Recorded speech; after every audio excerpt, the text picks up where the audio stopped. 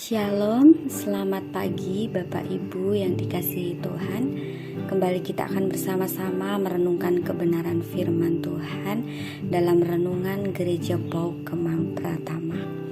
Sebelumnya mari kita berdoa.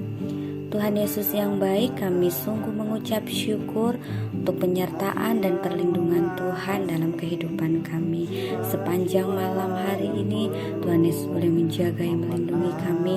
Hingga pagi hari ini kami dapat bangun dengan tubuh yang sehat, dengan tubuh yang kuat, tanpa suatu kekurangan apapun.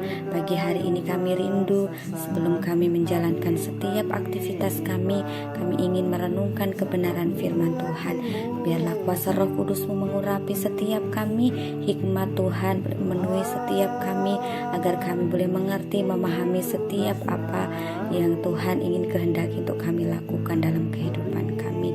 Hanya dalam nama Tuhan Yesus Kristus kami sudah berdoa. Haleluya. Amin.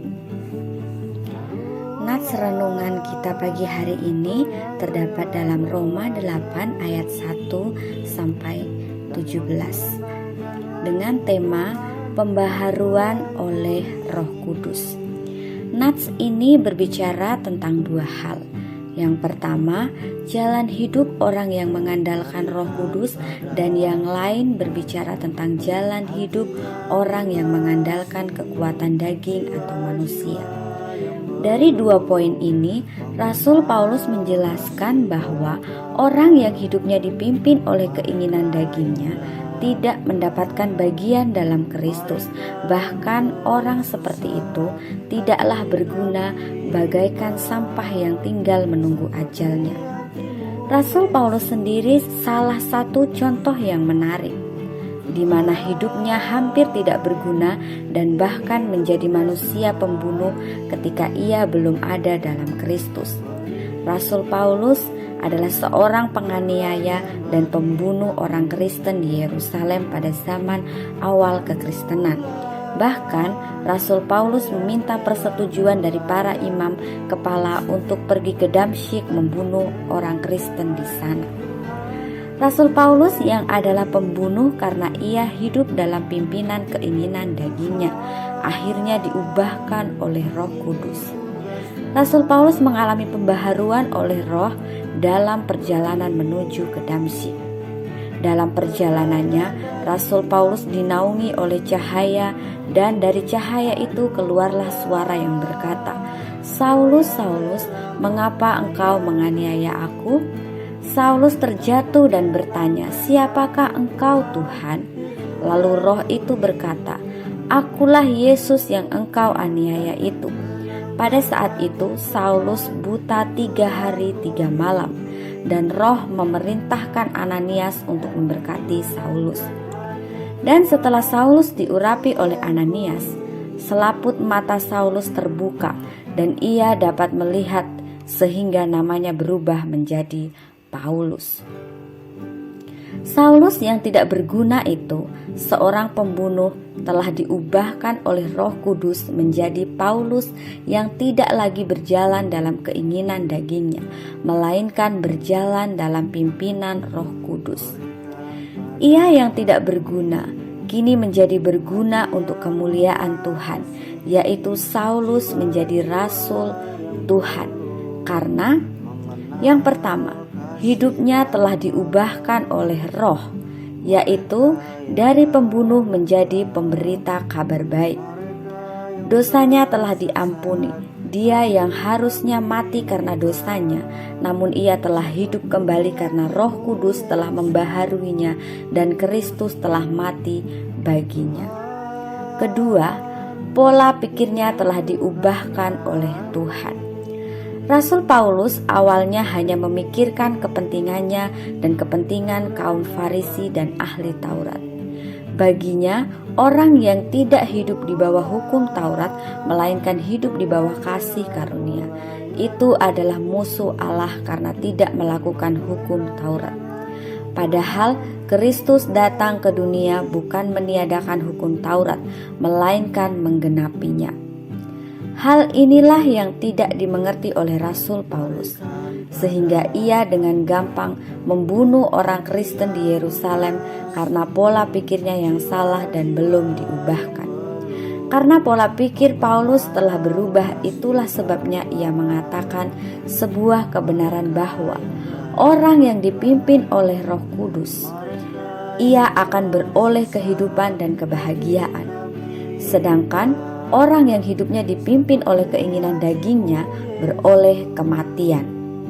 Memahami hal ini, Rasul Paulus bersikap tegas untuk tidak lagi memberi hidupnya dipimpin oleh keinginan dagingnya. Sehingga ia berkata, "Bagiku hidup adalah Kristus dan mati adalah keuntungan." Meninggalkan perbuatan dagingnya, Paulus tidak merasa rugi, malah merasa beruntung karena ia memiliki Kristus. Yang ketiga, tidak lagi menentang Tuhan. Seorang yang hidupnya telah diubahkan oleh Roh Kudus dan pola pikirnya telah berubah, tidak akan menentang Tuhan, melainkan menjadi penurut-penurut Allah, yaitu menaati hukum atau perintah-perintah Tuhan. Paulus tahu bahwa orang yang sudah dimerdekakan memiliki tanggung jawab besar untuk selalu menjaga integritas dirinya dengan senantiasa berusaha melekatkan diri pada hukum-hukum Allah. Bapak Ibu yang dikasihi Tuhan, sudahkah kita mengalami pembaharuan dalam hidup kita ini? Sudahkah kita menerima pembaharuan oleh Roh Kudus? Bila tidak, berarti hidup kita tidak berguna dan tidak berarti. Bahkan hidup kita berakhir pada kebinasaan. Untuk itu, agar hidup kita berguna, mari memberikan diri ini diperbaharui oleh Roh Kudus, sehingga kita hidup di dalam Kristus. Kita yang hidup di dalam Kristus harus menjadi berkat bagi sesama dengan menjadikan hidup kita teladan dalam iman, kasih, dan pengharapan. Kita juga harus mengalami perubahan pola pikir. Ketika kita sudah mengalami pembaharuan dalam roh, maka kita jangan lagi menjadi manusia yang egois dengan hanya memikirkan kepentingan diri sendiri, melainkan kita juga harus memikirkan kepentingan surgawi dan kepentingan orang lain juga. Selain itu, kita yang sudah diubahkan oleh Roh Kudus, kita jangan menentang Tuhan dengan mengabaikan perintah-perintahnya, melainkan kita harus menuruti perintah Tuhan dengan mengasihi Allah dengan segenap hati dan juga mengasihi sesama seperti diri kita sendiri. Janganlah mengeraskan hati kita. Marilah kita menerima pembaharuan oleh Roh Kudus. Tuhan Yesus memberkati. Mari kita berdoa. Terima kasih untuk kesempatan indah di pagi hari ini ya Tuhan. Kami sudah dikuatkan oleh kebenaran firman Tuhan. Kami sudah diteguhkan oleh kebenaran firman-Mu ya Tuhan. Untuk kami terus senantiasa diperbaharui oleh kuasa Roh Kudus-Mu dalam hidup kami. Sehingga kehidupan kami menjadi kehidupan yang berdampak baik. Baik itu bagi kemuliaan nama Tuhan dan juga berdampak bagi orang-orang yang ada di sekeliling kami. Kami memohon perlindungan Tuhan di sepanjang hari ini agar apa yang kami lakukan boleh menyenangkan hati Tuhan dan kehidupan kami boleh menjadi berkat bagi banyak orang. Hanya di dalam nama Tuhan Yesus Kristus kami sudah berdoa dan mengucap syukur. Haleluya. Amin. Selamat beraktivitas. Tuhan Yesus memberkati.